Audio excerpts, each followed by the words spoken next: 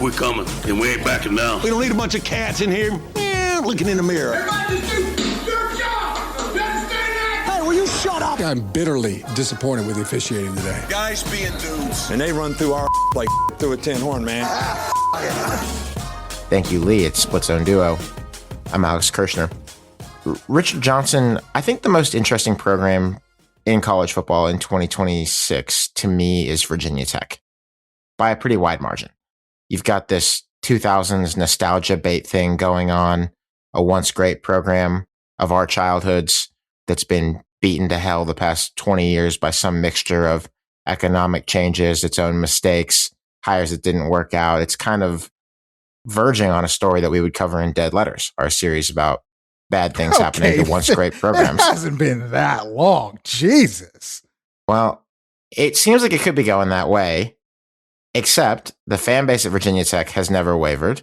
This is still an iconic college football venue, college football town, Blacksburg Lane Stadium, fan base that cares deeply about this thing.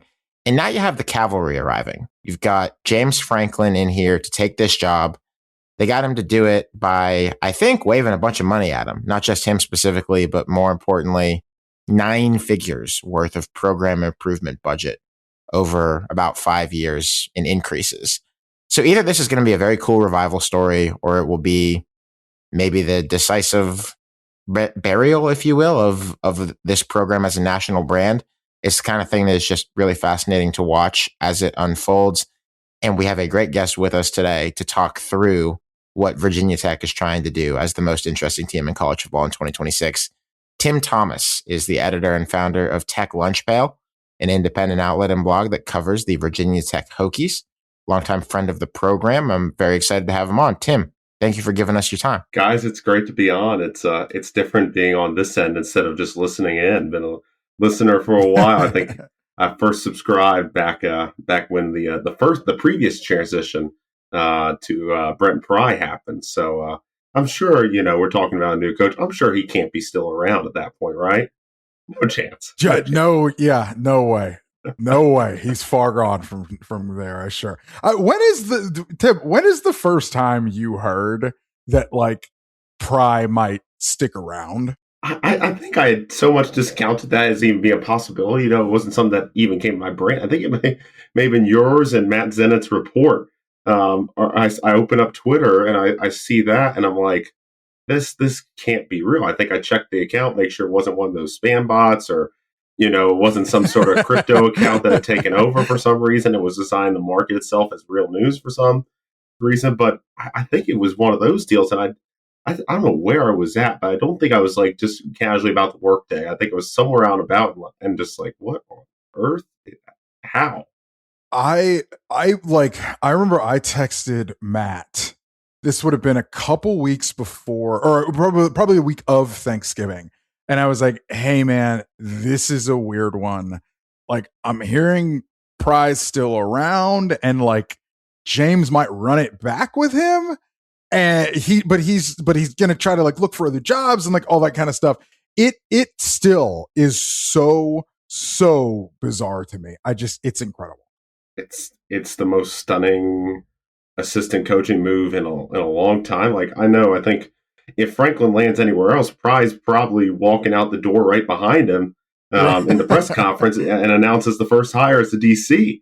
But as I think we'll get into it, but I think it partly shows just how much power James Franklin has in Blacksburg right now and how much, to an extent, desperation there is to say, all right, you know how to win.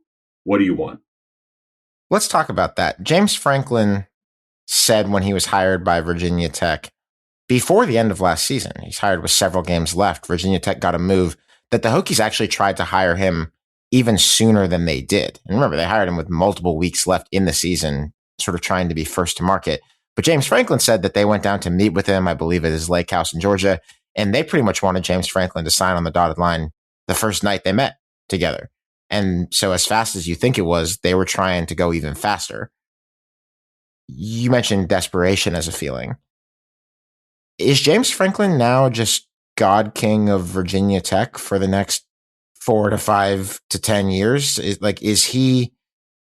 there a point to Whit Babcock, the athletic director, going forward? Does he actually supervise James Franklin? What do you expect the power dynamic to look like? Well, he didn't supervise the search, so it's a great question. Yeah, I'm about to say, yeah. I mean, so then again, I think as soon as James Franklin entered the board, it was no longer, all right, are we really running a search? It's let's try to get James Franklin, and everything's going to be about getting James Franklin. And I think there's some people on that search committee who are going to go to their, whatever big donor events in the future and just be able to cheer, get all the cheers and the free food and take credit for something they deserve no credit for. But yeah, I think it's clear that Franklin is the guy in charge. If it has to do with football, it's the James Franklin show.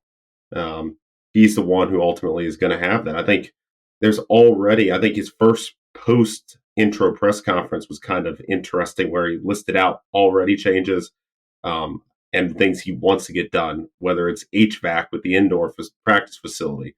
I think Whit Babcock was a guy who was on a trending towards out the door before James Franklin got there. But I think Franklin sees probably Babcock to an extent as someone he can say, all right, if he can just do the dirty work to get what I want, that's fine with me if he's in the position. He gave me the contract. So, I'd rather have someone I can control than have an AD that maybe I don't have as much power over. And I think people are like, okay, if James Franklin wants this, James Franklin gets this. And I think Whit Babcock's smart enough to know, hey, if I get James Franklin what he wants, it's going to be good for me. So I think it's, one of the biggest things is Franklin wants his own facility. He wants it just football only. That wasn't the case. Sorry, hold on. Put a pin in that one. They don't have a football only facility at Virginia Tech? It's not fully football, or wasn't previously. Like there were other people that were sharing that building, called the Merriman Center, right next door to Lane Stadium. Now it was primarily football, but it wasn't fully, and that's been one thing that's kind of been an open secret. Is that Franklin's kind of is taking that building over. If I don't know what other sports specifically are in there, but if it's lacrosse or something, sorry, you just got to find somewhere else on campus until they can accommodate you, because Franklin's got the Army. It makes me think a little bit, and Richard, I know you're quite familiar with this program. When Billy Napier got to Florida and brought his Army, and they had everybody and anybody. Now Franklin might not be building that large of an army, but it's definitely larger than anything Tech's ever done before. It's kind of a bigger version of what Pride tried to initially build. And so, yeah, if Franklin wants that space, it may not make sense from an athletic and AD perspective, but there's a guy who has the power, and it's James Franklin. Tim, I want to talk about how we got to this point of James Franklin being hired and positioned as the man in charge, hopefully the program savior. You're about our age. You were very young when Michael Vick was doing his thing in Blacksburg, but you were a cogent adult as Frank Beamer's career was sort of ending and giving way to Justin Fuente and then to Brent Pry, who didn't do nearly as well. Neither of them did as Beamer. What was, in your opinion, favorable about the environment that Frank Beamer built in at Virginia Tech? How did he do it, more or less? What was the formula? Because there are a couple things that I think anybody could tell you. Like, we know that he rocked at coaching special teams. It's literally called Beamer Ball now, affectionately. We know that Bud Foster and his Lunch Pail D, the name of your fine outlet, was a really good scheme guy who was able to build an identity that lasted a long time on that side of the ball. And we know Michael Vick happened to be a Virginia high school football player at the right time. But what worked for Frank Beamer at a program building level that, didn't wind up working, didn't outlast him as the guard changed? Well, I think we look at the modern nature of recruiting today. That wasn't that way back in, the mid-late 90s, the 2000s. And it was, the beginning of the rivals, 24/7 sports and the nationalization, just huddle existing. I think we look back at Michael Vick, it was like Virginia Tech and Syracuse. If Michael Vick was a high school prospect today, he'd have an offer from Alabama, Georgia, Ohio State, USC, Oklahoma, all those. I think that's a piece of the puzzle. I think then, there was a time where Virginia Tech in the early 2000s had one of the highest staff budgets. This was a program and an athletic department that was built almost solely around football. I mean, if you looked at some of the other facilities before the past 10, 15 years, you'd wonder if it was an ACC program or if it was a school more for the MAC. in some of the things. Like the baseball stadium was not exactly the fanciest thing. Now it looks like something that should be in the ACC, but there was so much more budget and emphasis. And I think it's important to note back in the 90s, like Virginia Tech, when they joined the Big East in football, only came in football initially. You know, they were in the Atlantic 10 otherwise. So this was a program that was so driving the ship on football, football, football, and then tried to figure out, okay, what does it look like to be a more complete athletic program? That I think some things wavered. And, you know, we even in this era of greater parity for now, money is still king, and the money started to drift a little bit. And as the money got bigger and bigger, Virginia Tech didn't necessarily have, I think, some of the big money donors, or at least they weren't in play as much if they're there. And even some of them, there was a time where it's kind of an assumption out there that, yeah, Virginia Tech wouldn't ask for those bigger money. Like if a donor was giving $500,000 but could give 2.5, they wouldn't necessarily push for it. So I think it's a combination of those things. And Beamer is able to retain so many assistants, like keeping Bud Foster as long as he did, I think is one of the most unique things to see a defensive coordinator of his stature never took the chance to be a head coach. You look at some of the guys like the Jim Kavanaughs, the Billy Heights. Yeah. Really, the only modern parallel to that is Phil Parker at Iowa with Kirk Ferentz. It really just doesn't happen anymore, that kind of long-time assistant relationship. And not really even looking that much. I mean, he was linked with a couple jobs over the years, but never really got serious or anything. And then there was those other position coaches, the Billy Heights, the Jim Kavanaughs, who were essential parts, and he was able to retain so much of his staff. And I think, you know, it's part of what makes Nick Saban incredible is how impressive he was at replacing staff. But if you have great staff and you can somehow keep them, you look at Indiana and Signetti, like not losing Shanahan and Haynes to be the head coach at JMU multiple cycles now, for example. Like it's when you have great staff and you simply retain them, it makes life a lot easier. Tim, you just sort of got at this a little bit, a minute or so ago when you talked about there's kind of like a donor, or was kind of a donor malaise situation. Virginia Tech is fascinating in that obviously it has a blood rival in Virginia, one that's not particularly good, and they don't really have anybody directly around them regionally that's truly dominant. Like if Auburn languishes, there is an Alabama. If Georgia Tech languishes, there is a Georgia, and so on and so forth. But there isn't really that for Virginia Tech. So like what is that dynamic? And in this malaise, you're saying they're not given to anything else because it's not like any other sport's really taken off. So what are they doing?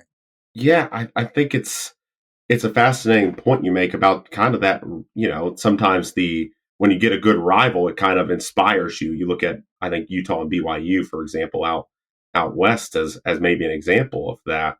And I think there almost became a contentment, especially the maybe started towards Beamer, of, okay, we just take care of our business against a UVA program that, again, outside the Bronco Mendenhall era and this past season with Tony Elliott hasn't done a whole lot. Like, we can be content. I think there was a little bit of a complacency. And when you don't have that pressure, North Carolina had that little bit Fedora and whatnot, but like early Fuente took care of that. But you don't have that same kind of pressure of, okay, we need to stay up with our rival when, we can get away with it by 7 and 6 seasons and having a middling budget, but also we're going to have high expectations that don't necessarily fit our middling budget. And is more dictated by not the average fan who's going to spend $50 and get a ticket for ODU, but the big donor who maybe they got to find a way to get more out of. I'm curious, how has Virginia Tech reacted to the James Madison renaissance of the last few years? It's on the same set of highways. It's not very far, Harrisonburg to Blacksburg, and you've got the example of what money can do for you, granted at a different level. But you've got James Madison becoming like a top 2 or 3 group of 5 program playing in the college football playoff. Is James Madison a big enough fish that can do some of that? If Alabama's good, Auburn feels they have to be good thing, or does that not work when it's an FCS program that moves up to the Sun Belt and you're in the ACC? Well, I'm sure. I think that absolutely had an annoyance to it. And UVA having this all this, this great year they had this past year. I mean, if you're Virginia Tech, you're supposed to be the biggest football brand in the Commonwealth of Virginia, and you're looking around, and in a 12-team era, you're not the first team to make the college football playoff from Virginia. I think that, Yeah. all of a sudden you look at those big checks and be like, okay, maybe there's a gift that's been put out there for us that we could seize and fix this because, look, JMU and Virginia Tech obviously are in the same tier, but if we're not careful about this, there might be a date when that is. And that I think that's part of this, and we may get into it, is there's maybe a little bit of fear of 2030 and what happens with the Super League. With the Super League, I think none of us want, but all of us might be about to get. And I think there's a fear of what happens if you get left behind. And look, JMU, you're not going to be battling them for a spot in there. But if Virginia's suddenly making this surge, and can maintain this, and also had a financial surge on the football front this past year, like if you're seeing that and they can win, why can't you at Virginia Tech do the same thing in this era? It's not like the ACC is intimidating. And so I would think that, there may not be jealousy, but if they can win, why can't we? Thank you for listening. This has been a free preview of a subscriber episode for our subscribers at splitzoneduo.com. If you'd like to become a paid subscriber today, you can do that at www.splitzoneduo.com/subscribe.